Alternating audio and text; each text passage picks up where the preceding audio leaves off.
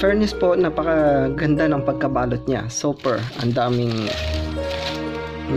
akong mga nakuhang pang-protection sa item. Thank you po, sir. Oh, hey.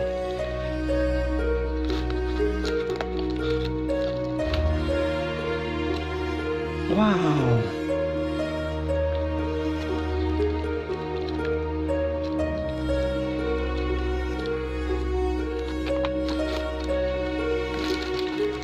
Silipin natin, baka meron pa. Ayun, meron pa nga. Wow, may freebies. So, dalawa bali yung binigay na freebies. Thank you po. Isang, ano ba ito siya? Blank na, hindi ko alam, blank na coin. And then the other one is proof or bio. I think it's bio. Brilliant uncirculated 1980 na 25 centavos, 1 luna. Ayan po. Nabutan ko yung bariyang to. Thank you, sir, sa freebies. Thank you, thank you.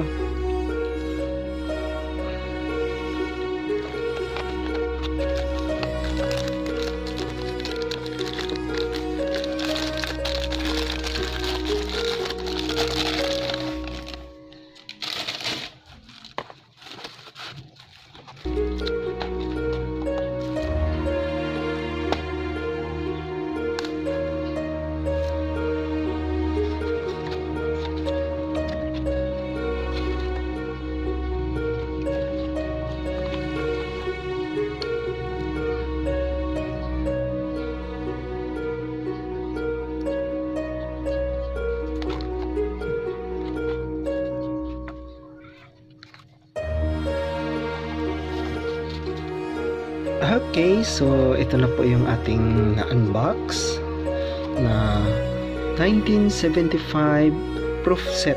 Proof set siya during the regime of Ferdinand Marcos, President Ferdinand Marcos.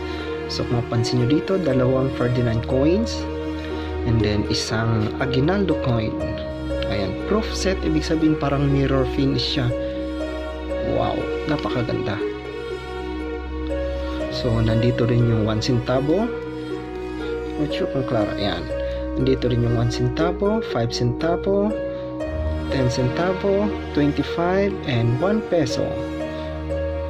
And then, ito sila, I think it's 25, 5 peso, 5 peso, 25 peso, and 50 peso.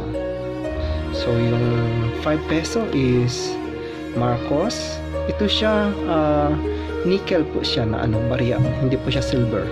So ito po ay pure silver. Kay Aguinaldo, it's 25 peso. And then ito rin naman yung 50 peso kay Ferdinand Marcos ulit. So ito sila mga pure silver. Ang tawag sa kanya ay proof. Ayan po, nakasulat.